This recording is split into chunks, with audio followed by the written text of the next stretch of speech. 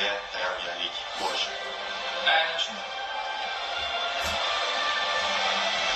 Lekin Saudiya tomonidan yo'q.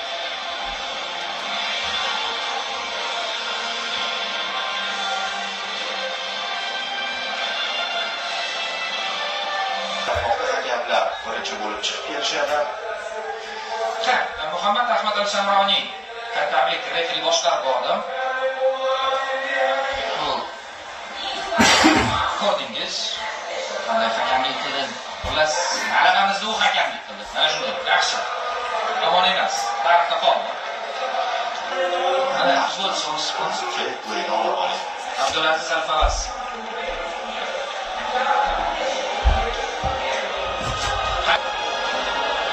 Saudiya ham qo'rq etmaydi.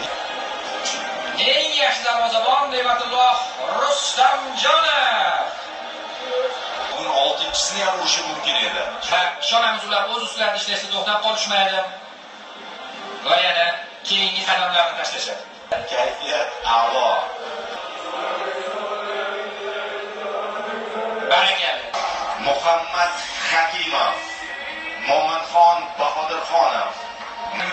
Titul bo'lmoqda do'stlar. Uning atrofida ishlagan, mehnat qilgan, katta kichik kim bo'lsin, sharoit yaratgan, imkon bergan, maydonda yugurgan, maydon chetida bo'lgan. Hozir Mo'minxon oldi. O'zbekiston Osiyo chempioni! Do'stlar, birga bo'laylik, muborak bo'lsin barchangizga. Tabriklaymiz. Childirda super turnir o'tkazishdi. Bir nafasda birinchi turdan finalgacha yetib borishdi va finalda hamma yoqni portlatib tashlashdi emosiyalar bilan. Mana shunday